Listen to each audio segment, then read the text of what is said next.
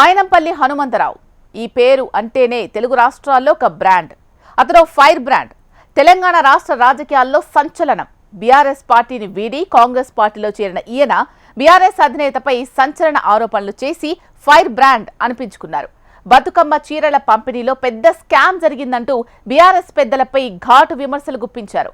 రానున్న 4 ఏళ్లలో బీఆర్ఎస్ నేతలకు సినిమా చూపెడతానని మాస్ వార్నింగ్ కూడా ఇచ్చారు. తెలంగాణ అసెంబ్లీ ఎన్నికలకు ముందు అధికార బీఆర్ఎస్ పార్టీని వీడి ప్రతిపక్ష కాంగ్రెస్ పార్టీలో చేరిపోయారు. కాంగ్రెస్ పార్టీలో జోష్ పెంచి తన కొడుకు మైనంపల్లి రోహిత్ ని మెదక్ స్థానం నుంచి అసెంబ్లీకి పంపారు. బీఆర్ఎస్ పార్టీకి సవాల్ విసిరి తెలంగాణ రాజకీయాల్లో సెంటర్ ఆఫ్ అట్రాక్షన్ గా నిలిచారు. బీఆర్ఎస్ ప్రభుత్వం తెలంగాణ కోసం 5 ఏళ్లు ఏమీ చేయలేదని మాటలతో మభ్యపెట్టి ఓట్ల రాజకీయం చేశారని, బీఆర్ఎస్ ప్రభుత్వం ప్రభుత్వ భూములను అలాగే వక్ఫ్ బోర్డు భూములను అమ్ముకుందని మైనంపల్లి హనుమంతరావు సంచలన ఆరోపణలు చేశారు. మైనంపల్లి హనుమంతరావు తెలంగాణ రాజకీయాల్లో ఆయన సంచలనం. ఏ పార్టీలో ఉన్నా ఆ పార్టీ గెలుపు కోసం కృషి చేసే నేత. ఆయన మాట తుపాకీ తూట. కేసీఆర్ ప్రభుత్వం ఇచ్చిన బతుకమ్మ చీరలు పెద్ద స్కామ్ అని, ఆ పార్టీ నేతలు లక్షల కోట్లకు ఎదిగారని ఫైర్ అయ్యారు ఆయన. కేసీఆర్ ప్రభుత్వం ఒక్కొక్కరిపై ₹1,50,000 అప్పు చేసిందని దుయ్యబట్టారు. ఇలా ఏ సమయంలో ఎలాంటి ఆరోపణలు చేయాలో అలా చేస్తూ తన రాజకీయంలో చతురతను ప్రదర్శిస్తారు.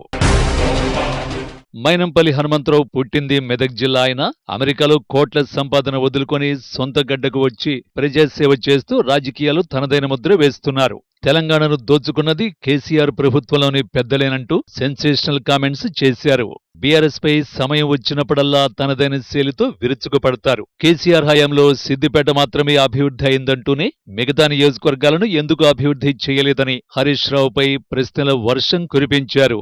ఒక్కో సందర్భంగా హరీష్ రావుకు అభివృద్ధిపై సవాలు విసిరారు. రామాయంపేట, మెదక్, మల్కాజ్గిరి శాసనసభ్యుడిగా, ఎమ్మెల్సీగా ఏ పదవి చేపట్టినా పేదల పక్షాన నిలబడిన నేత ఈయన. అంతేకాదు తన మైనంపల్లి సోషల్ సర్వీస్ ఆర్గనైజేషన్ ద్వారా ఆపదలో ఉన్న వారికి అండగా నిలబడుతున్నారు. ఆపన్న హస్తం అందిస్తున్నారు. 2014 పార్లమెంటు ఎన్నికల సమయంలో మల్కాజ్గిరి పార్లమెంటు పరిధిలో బీఆర్ఎస్ పార్టీకి పట్టు లేకపోయినా ఎంపీగా పోటీ చేసిన మైనంపల్లి హనుమంతరావు భారీగా ఓట్లు సాధించారు. కానీ స్వల్ప తేడాతో ఓడిపోయారు. అయినా ఆయన వెనక్కి తగ్గలేదు. కల్వకుంట్ల కుటుంబంపై విమర్శల వర్షం గుప్పిస్తూ కాంగ్రెస్ పార్టీలో చేరిపోయారు. కాంగ్రెస్ పార్టీలో స్వేచ్ఛ ఉందంటూ తన కొడుక్కి మెదక్ అసెంబ్లీ టికెట్ సాధించి అనూహ్య పరిణామాల మధ్య అత్యధిక మెజారిటీతో గెలుపొందేందుకు తన శాయశక్తులా కృషి చేశారు. మెదక్ ఎమ్మెల్యేగా గెలిపించుకొని తన గొప్పతనాన్ని నిలుపుకున్నారు. 2014 అసెంబ్లీ ఎన్నికల్లో గ్రేటర్ హైదరాబాద్ లో బీఆర్ఎస్ పార్టీకి ఒక్క ఎమ్మెల్యే సీటు రాకపోయినా గ్రేటర్ హైదరాబాద్ బీఆర్ఎస్ పార్టీ అధ్యక్షుడిగా మైనంపల్లి హనుమంతరావు అయ్యాక ఆయన సారథ్యంలో 2016 జేహెచ్ఎంసీ ఎన్నికల్లో 99 డివిజన్లలో బీఆర్ఎస్ పార్టీకి తిరుగులేని విజయాన్ని తెచ్చిపెట్టి గోల్డెన్ లెగ్ అని పేరు తెచ్చుకున్నారు మైనంపల్లి.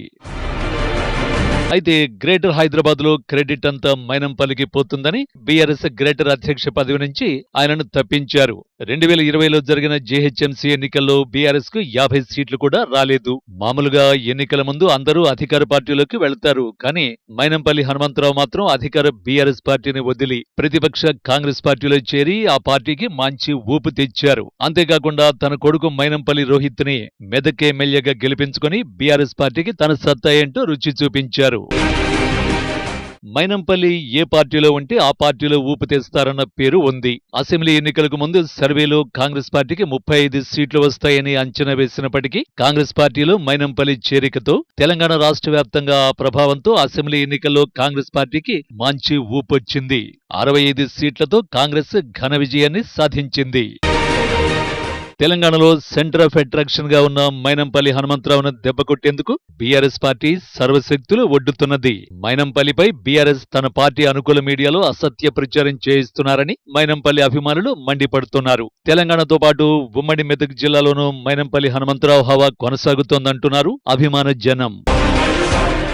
మరోవైపు చిన్న వయసులో ఎమ్మెల్యే అయిన మైనంపల్లి రోహిత్ దేశంలోనే యంగెస్ట్ ఎమ్మెల్యేగా రికార్డు సృష్టించారు. తన తండ్రి మైనంపల్లి హనుమంతరావు వారసత్వాన్ని పుణికిపుచ్చుకున్న మైనంపల్లి రోహిత్ అనుభవం ఉన్న నాయకుళ్ల పాలనలో తనదైన ముద్ర వేస్తున్నారు. మెదక్ను అభివృద్ధిలో పరుగులు పెట్టిస్తున్న మైనంపల్లి రోహిత్ కి కేబినెట్ బెర్త్ ఖాయమని ఏఐసీసీ వర్గాల నుంచి సంకేతాలు అందుతున్నాయి. అది కూడా కీలకమైన శాఖ కేటాయిస్తారన్న ప్రచారం సాగుతున్నది. ఓవైపు తన తండ్రి మైనంపల్లి హనుమంతరావు, మరోవైపు మైనంపల్లి రోహిత్ మాజీ మంత్రి హరీష్ రావుపై విరుచుకుపడుతూ బీఆర్ఎస్ పార్టీకి కొరకరని కొయ్యలా తయారయ్యారట. రుణమాఫీ అయింది, రాజీనామా ఎప్పుడు అంటూ హరీష్ రావును ఓ ఆట ఆడుకుంటున్నారు మైనంపల్లి తండ్రి కొడుకులు.